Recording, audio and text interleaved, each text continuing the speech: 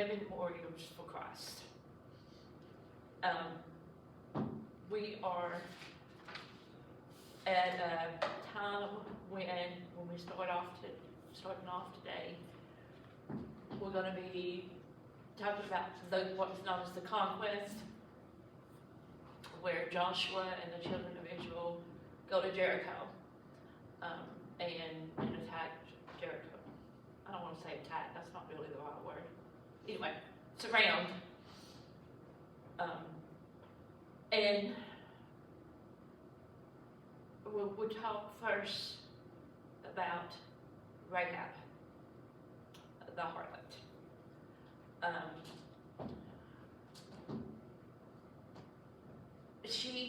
And all the women actually we're going to be talking about today, courageous women who were used by God, of course, at crucial times and points. And we were entering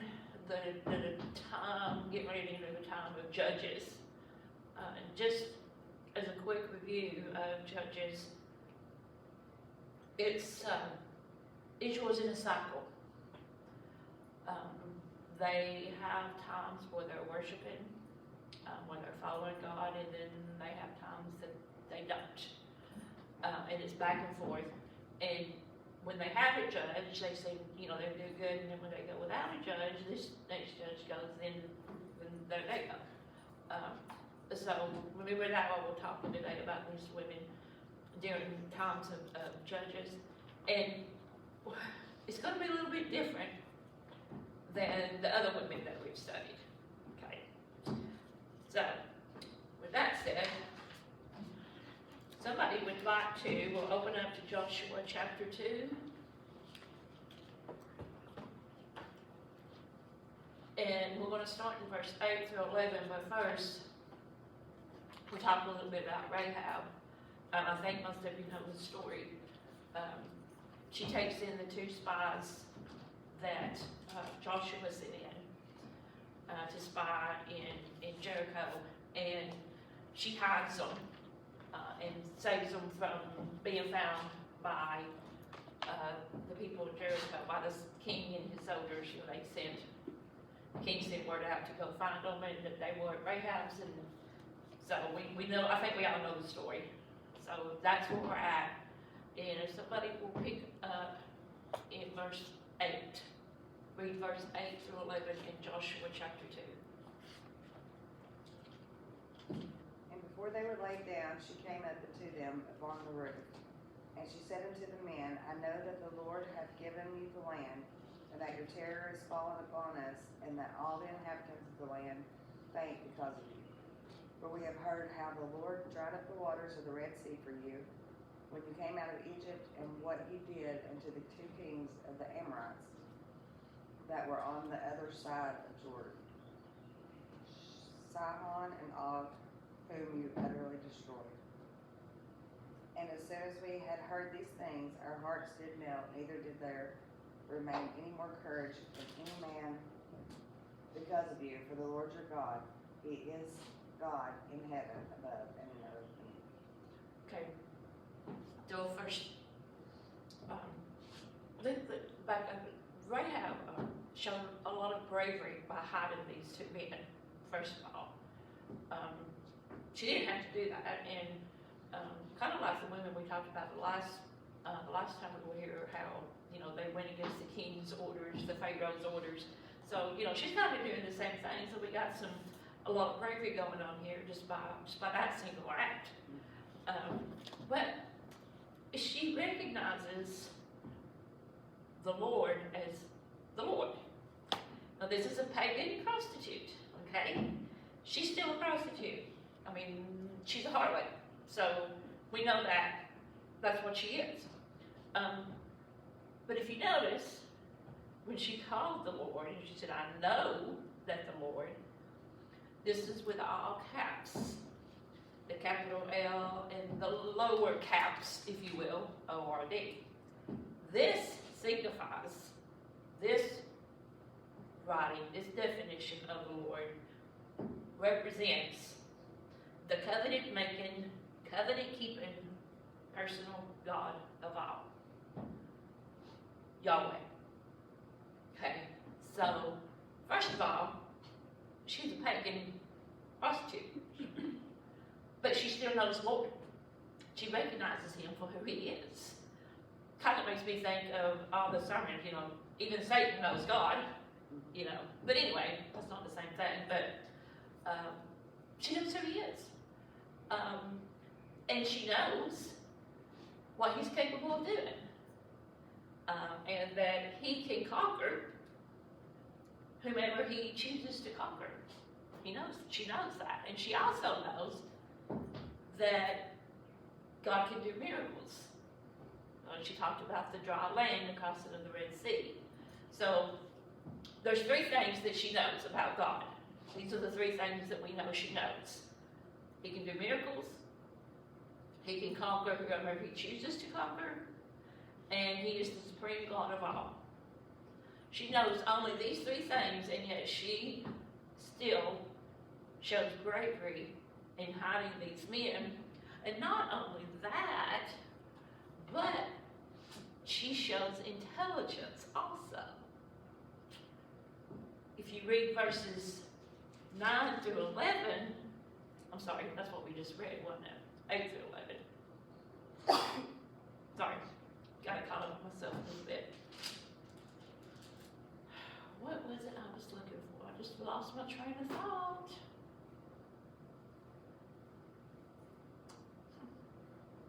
Maybe it'll come to me in a minute. Oh, okay, now I know. Sorry, y'all. Brain fog. That is funny. Excuse me. She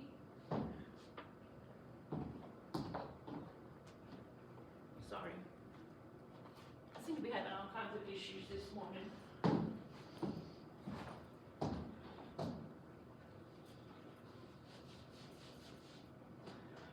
She shows her intelligence by the men hiding, and then when the soldiers come to take the men, she sends them somewhere else.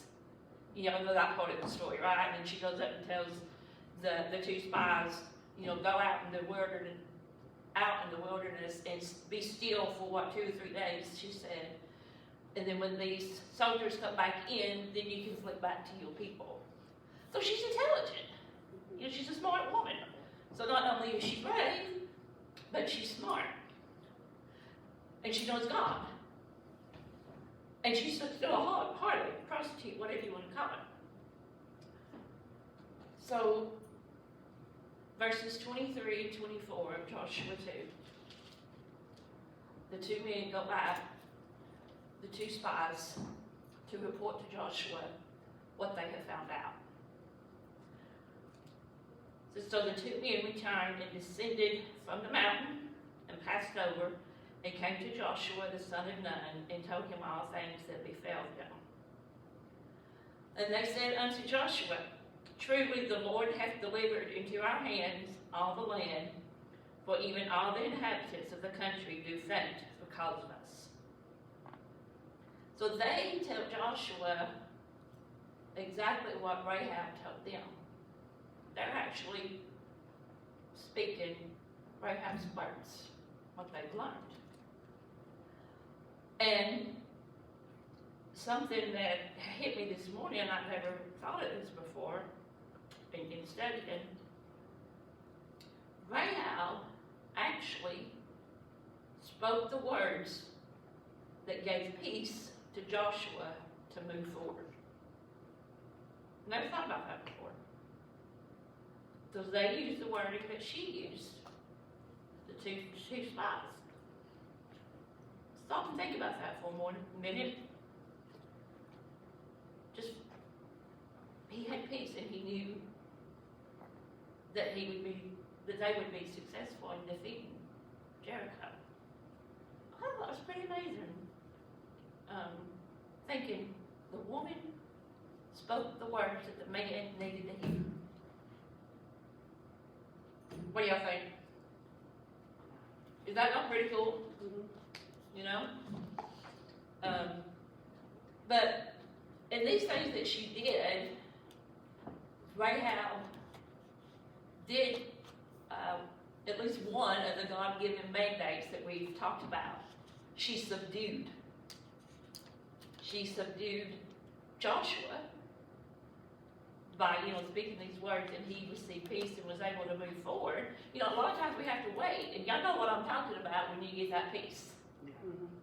You know what I'm talking about. Can't describe it, but we know what it is. We know, and that's what she gave to him. So, she did some subduing, okay? She also saved some lives, because we know the story that, she gets to call all her family in, do the scarlet ribbon and lay it down, so she was able to save her whole household, all her family. So, I thought that was kind of cool. I never looked at it as her subduing before. I never looked at it as she spoke the words that Joshua needed to hear, that she gave him peace. And so, Rahab is also mentioned in the Bible in 6 books of the Bible. A little history here. Only one other woman in the Bible is mentioned in that many books or more, and that's Mary, Jesus' mother Mary. Okay, that's pretty cool. I like that. In Joshua 6:25, of course, that's where Rahab was saved and her family was saved. In Matthew chapter 1, she's in the genealogy of Jesus. In Hebrews 11:31, Biblical Hall of Fame, Rahab's faith saved her. If you read that, that's Rahab's faith saved her. And then in the book of James, Jesus' half-brother, Rahab's has justification by works. Okay? Now, stop thinking about this for a minute, and I know, and before I've had, wondered about this, but when we do read about Rahab, it's always followed in the Bible by the harlot. Rahab, the harlot.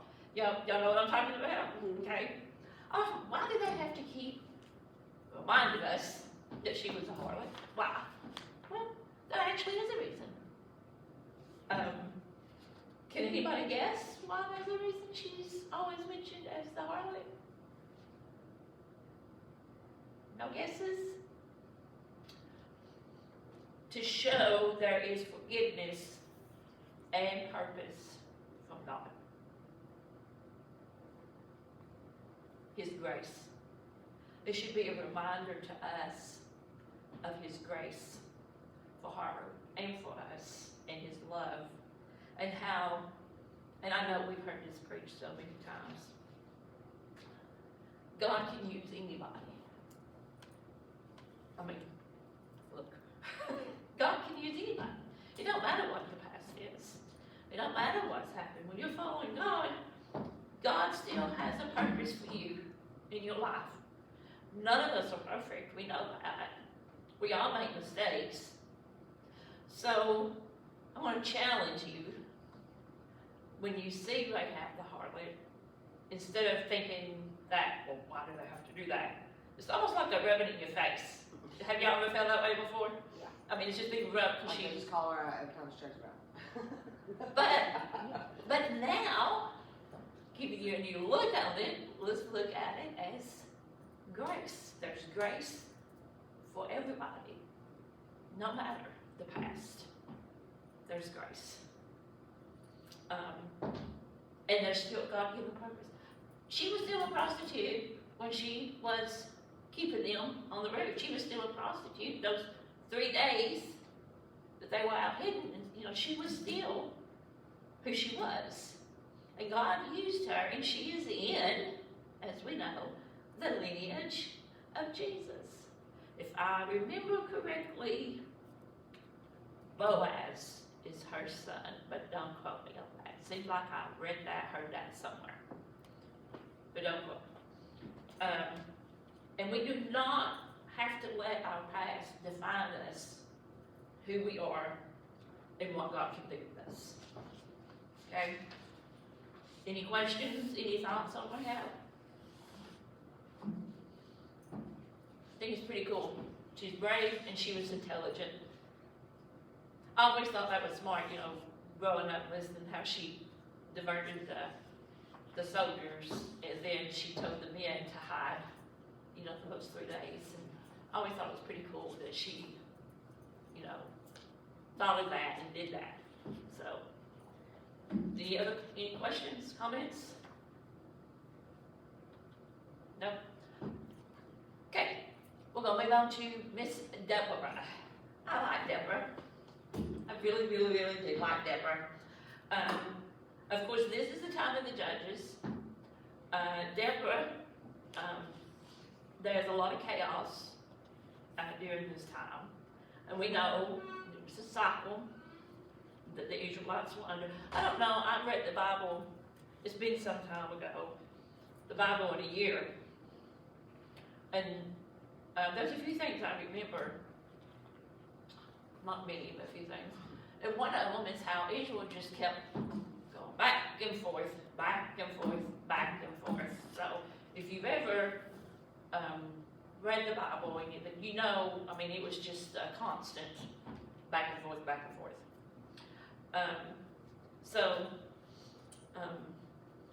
Here comes Deborah during this time, chaos, uncertainty.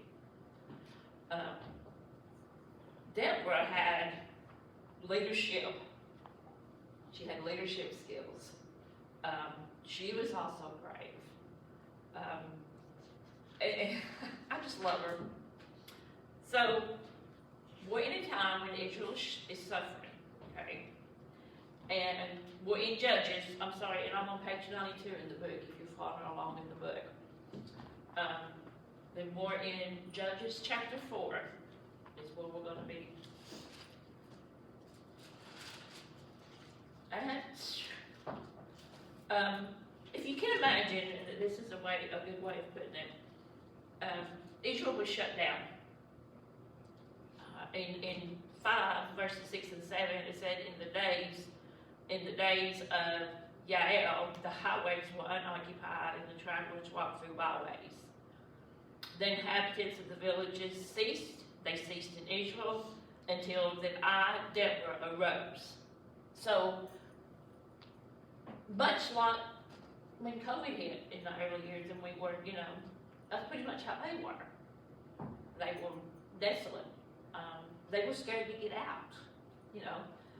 So there was a lot of chaos and a lot of things going on. So more or less Israel was shut down. In Judges chapter 4, verses 4 and 5, if somebody can read that, I would appreciate it. And Deborah, a prophetess, the wife of Lapidus, she judged Israel at that time. She dwelt under the palm tree of Deborah between Ramah and Bethel, oh no. Bethel in Mount Ephraim, and the children of Israel came up to her for judgment. Okay, couple of things here. Deborah was a prophetess, okay? She was also a wife, and she was also a judge. She carried these 3 titles, okay? If you notice that in this verse. Now, I just want to say this. We don't hear a lot about Deborah, you know, preached on Deborah. I haven't. But I've always wondered about this woman. And I've always wondered why she was a judge and a prophetess. Why wasn't it a man? You know, because that's what we're used to seeing. That's what we. And through this study and reviewing and going over and over, she was a prophetess, a wife, a judge, because that's what God called her to be. Period. God calls somebody to do something, they do it. You know, He he called her to do that. Some people may say, well, it's because there wasn't any men available, there wasn't any men doing it, there was, no. Moses didn't want to leave the children of Israel. He had his excuses. And, Jonah, went the opposite direction and ended up in the well, but God still reverted him back, So, She was willing. what? She was willing. Yeah, she was willing. But it wasn't because she was the only one willing. It wasn't because God couldn't get a man to do it. It's because God called her to do that. That's what he wanted. That's what he called. And if you notice, it said in the end of verse 5, Israel came up to her for judgment. So that tells us, that she was well respected by the people and trusted. Or they wouldn't have went to her. Right? And the children of Israel, men, women, children, whatever, they went to her because they respected her and they trusted her. So they sought her out. Period. Okay, verses 6 through 9. Are there any questions about this? Any comments or anything about Deborah's calling? And something else I want to point out before I forget and leave this. This mentions her husband. It mentions her husband one time. So I know for me, and we've talked about this a little bit in other lessons. The Bible doesn't tell us anything else about her husband. What was it? What was his name? Lapidus.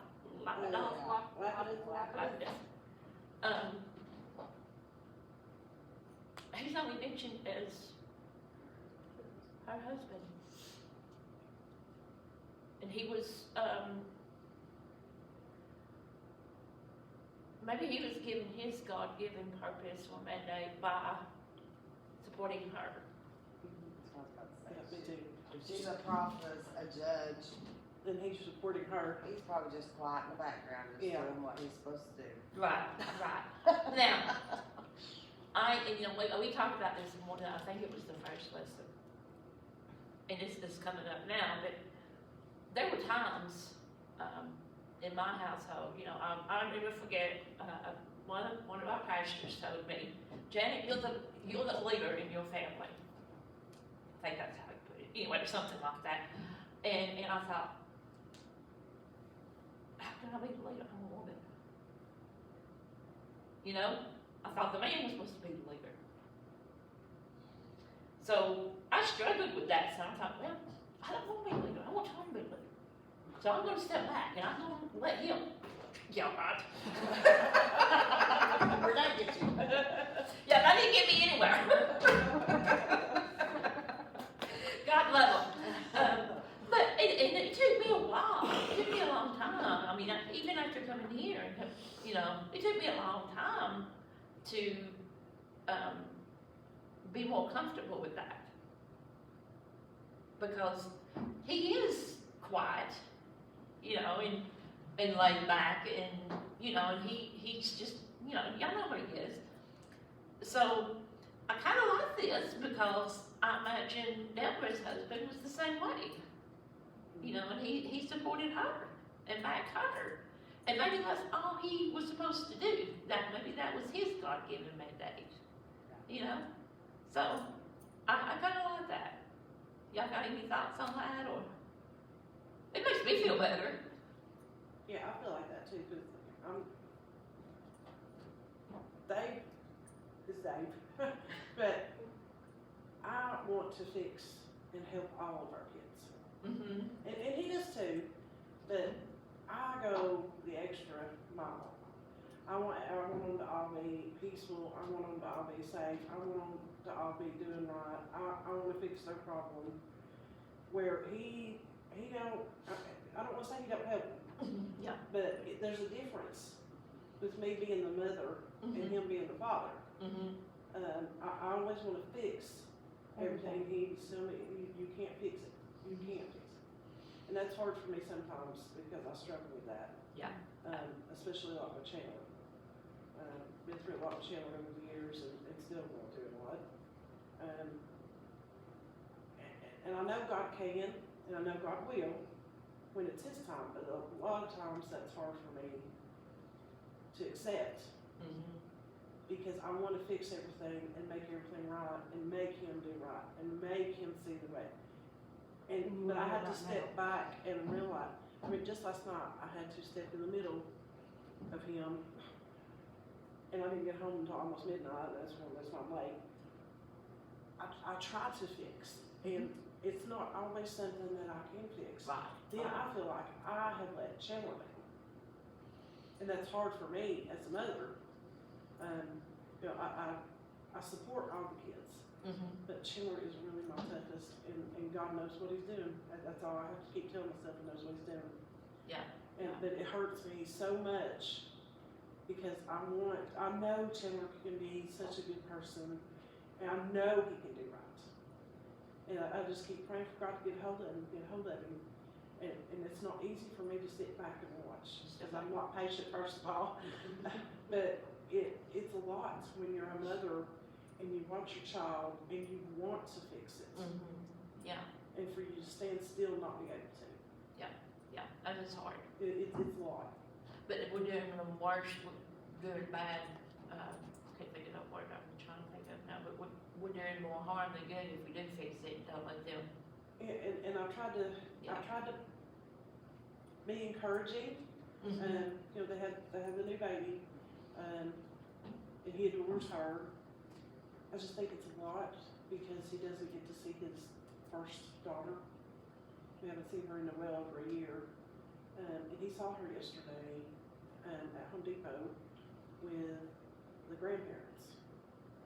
And she didn't recognize him, and that tore him all to pieces. Well, that tore me all to pieces last night. So I was sitting here, what can I do to help? If there's not anything I can do, Right. God's going to have to help him with that. Yeah. And sure, we miss that child, we love that child. We would love to be a part of that child's life. But it's like God, it's like Dave was telling me last night, God will show that child and she'll be back someday. Yeah. I'm sorry, I don't mean to go on. That's okay, that's okay. It's just a lot, you know, Chandler's come a long way, he has. He's just not there yet. It takes time And sometimes. I want to do everything I can, but I realize I'm not the one that can. And that's hard sometimes. Yeah. I'm up there with you, it's hard. It's hard. But God does work things in His time. Yeah. So, but I don't know, that helped me to see that I don't have, I guess some of my mind said, well, if Tony's supposed to be the leader and blah, blah, blah, blah, then if he don't do this, then I can't do that. Because I'm going above him or, you know. But that's not the case. Yeah, that's not the case at all. So I think it's pretty cool that her husband was a good support for her and backed her up, if you will. So we'll go to, I love this part of the story. It's Judges 4 verses 6 through 9. And this is Deborah. I love this. And she sent and called Barak, the son of Abinadab, out of Kadesh, whatever. Kadesh something. And said unto him, hath not the Lord God of Israel commanded, saying, go and drive toward Mount Tabor, and take with thee 10,000 men of the children of Naphtali, and of the children of Zebulun. And I will draw unto thee to the river Kishon, Sisera, I think that's how you pronounce it, the captain of Jabin's army with his chariots and his multitude, and I will deliver him into thy hand. And Barak said unto her, if thou wilt go with me, then I will go. But if thou wilt not go with me, then I will not go. And she said, I will surely go with thee, notwithstanding the journey that thou takest shall not be for thine honor. For the Lord shall sell Sisera into the hand of a woman. And Deborah rose and went with Barak, to Kadesh. So, I think Deborah had some sass. I think that's how we put it in today's term, she was sassy.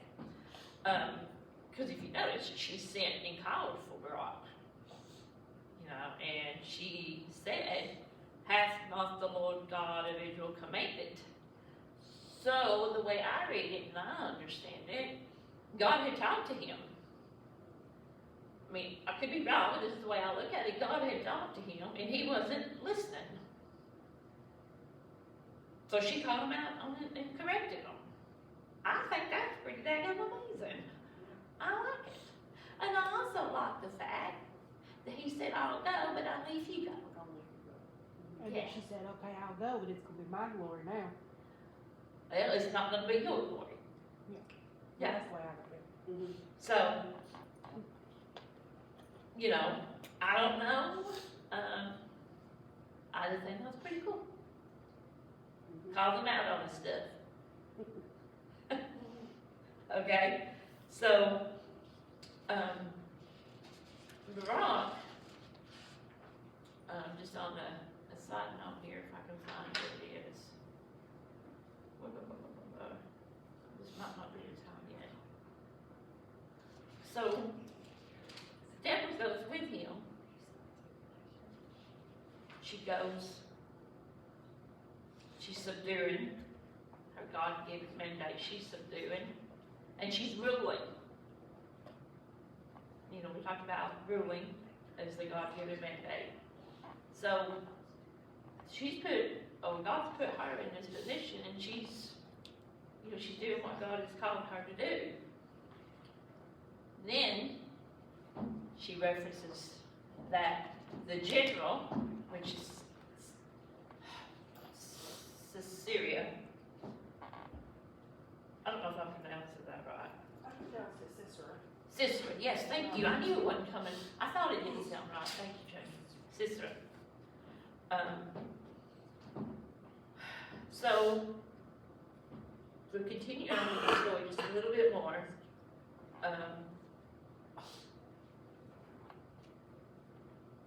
They are defeated. Sisera's army is defeated by Barak and those men. God causes a flood of swords, if you will. The river is overflowing. What was it in verse 15? Sorry, guys. 1 chapter 5, verse 21. The river of Kishon swept them away, that ancient river, the river of Kishon. O my soul, thou hast trodden down strength. And we read where Sisera runs away. He's off the chariot, the horse, and he goes on by foot. Hence, we will be talking about Yael and her role in this battle, in this war. So everybody else has been defeated, and Sisera has fled by foot, and he approaches a camp, and we will pick up in Judges 4:17 through 20.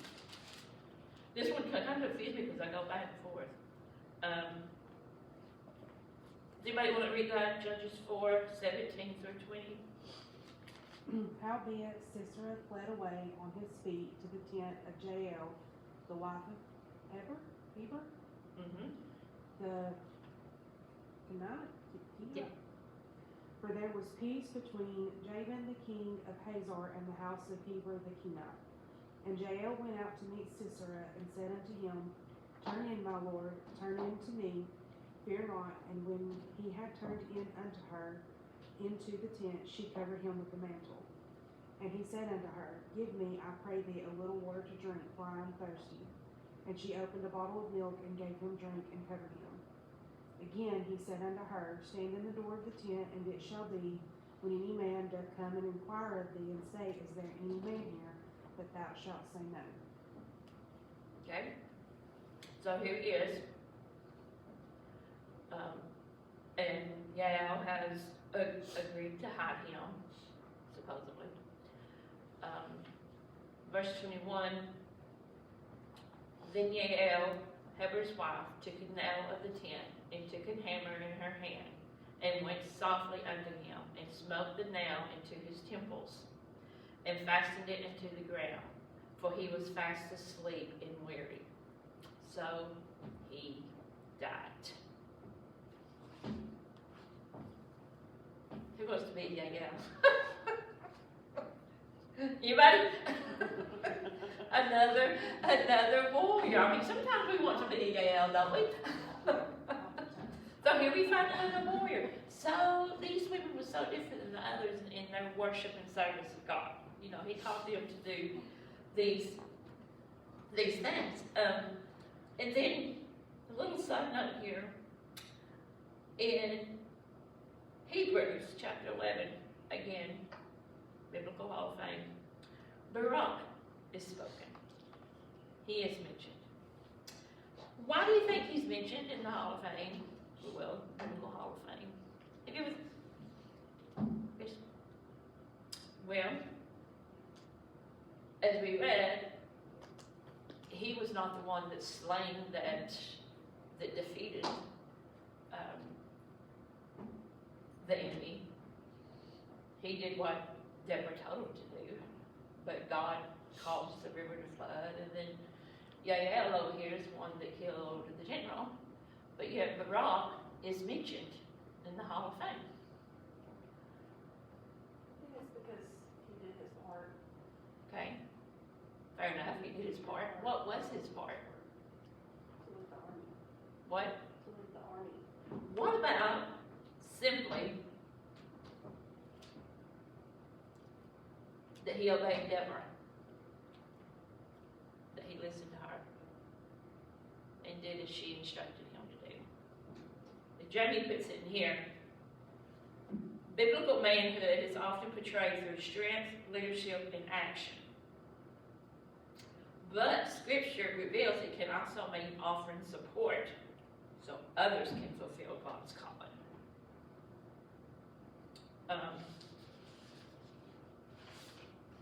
We see this through two men. Possibly even three in this story. Lapidoth and Barak.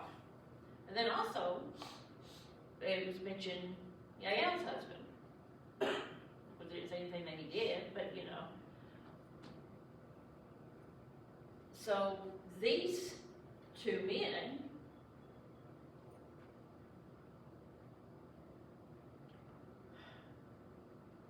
highlights the strength and godliness of men who empower others to step into their God-given purposes.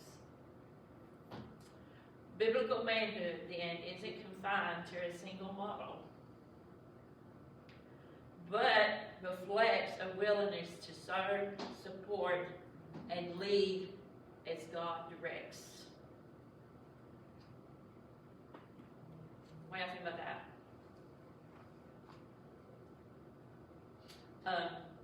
I know me and Tony's been doing some work on the house outside, and I've been helping them. We've been pretty busy. So you know, I'm trying to help them and putting this vinyl and everything up. I'm not used to physical labor, but anyway, here I am doing this, and I'm learning some things. And learning I can do some good things too. I know how to use a screwdriver really good now. And he taught me how to use a hammer pretty good. So, I'm learning these things. But anyway, I get off track. I'm trying to find time to study also, you know, because I'm helping him, and it's, you know, it's the thing. So when I go and I go do my studying, he's like, what are you doing? I'm studying. Okay, go ahead and go study. He doesn't stop me from doing what I need to do. even though it's interfering with what I'm helping him do. That's simple. I mean, that's something simple, is it not? But good, you know? So, you know, I think, I don't know why it just popped into my head. I remember Kate speaking one time about David and Tweety and how their roles are reversed sometimes. How was it he said his dad will cook and fix meals and his mom's doing this repairs and things, you know? And he said, if I remember correctly, it was just a little memory, he said it was weird how his parents did, you know, but that just goes to show, you know, that we have roles, and it may not always be the, you know, it can be different. Yeah. So I thought, you know, that was pretty neat. So there is more than one way for a man and or a woman to serve God. There's more than one way. And I think that we are bad for saying, well, he needs to do this, she needs, I mean, that's just what we do. So I think this is a good reminder, this story is a good reminder too, that we all can be called by God to do whatever He wants us to do. You know? And we can make a difference. We have a purpose. And it may not always be what we think it is. God can always call us for something we're not thinking about. You may get comments or thoughts on that. I don't know, I feel like I'm not putting this together very good, but anyway. Thoughts, comments? Okay. We'll talk a little bit about Deborah's song. Won't be a whole lot, because we didn't discuss a lot of it, actually. Let's see what time it is. So, in Judges chapter 5, and I think I read this, verse 7, the inhabitants of the villages ceased, they ceased in Israel until that I, Deborah, arose, a mother of Israel. It's a time of admiration, if you will, mother of Israel. Again, like I said before, shows that the children of Israel, that the Israel nation respected her, and liked her, and went to her for leadership, and things, you know, of that nature. That makes sense? So it's kind of just a little bit of a review. But are there any questions or anything? Okay. So in this story, God ultimately is responsible excuse me, for this victory. Yet He asked those to join Him in this plan, in this victory. And because they were willing participants, they were able to witness God's power firsthand. Jael, Deborah, Barak. And they were able to be part of His story. But then there were some who didn't participate, and they lost the chance to be a part of something greater, and shrunk back from what they needed to do. So they missed out on seeing God's work firsthand, His glory firsthand, and I think I know what we're talking about when the fruits of your labor, so to speak.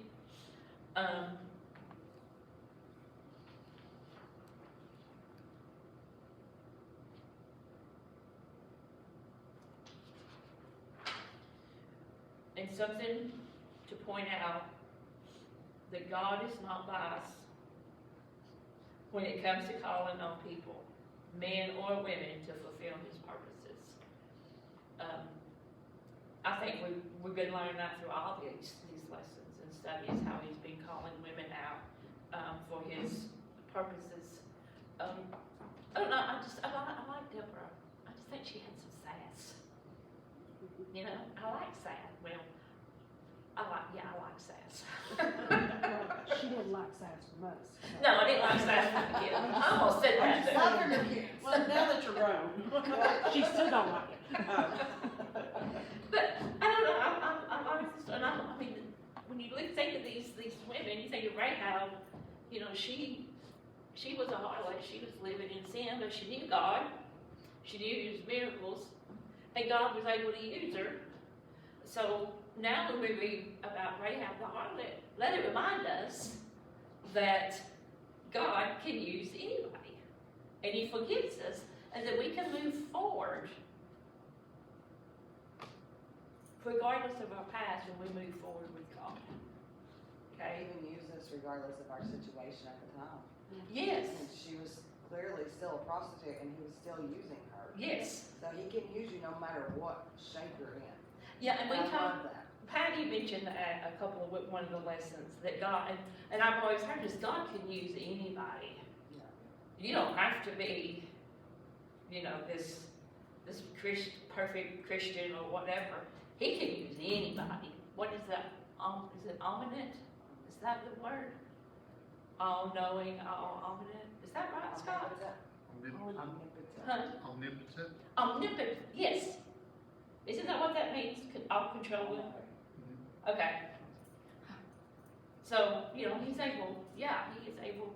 And then he used her in the lineage. You know, she was in the lineage of Jesus, even regardless of her past. And then we read Deborah, who stands up and, you know, a judge, serving as a judge, a prophetess, a wife.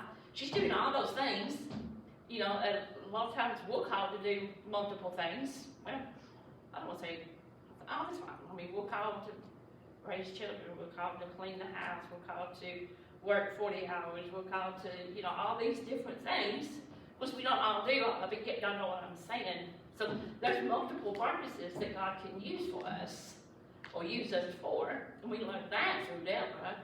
We learned that she, you know, called out and talked to Barak and said, hey, you need to do this, dude, you know? And Rahab, speaking the words that Joshua needed to hear to have peace for what he was getting ready to do. And then Yael, who just, you know, that kind of reminds me of a Kimberly. Just, you know, use that peg and heal him. I mean, she didn't have to do that, you know? So these women, this study will serve God and worship Him in a lot of different ways than what we've been talking about. So there's something for all of us.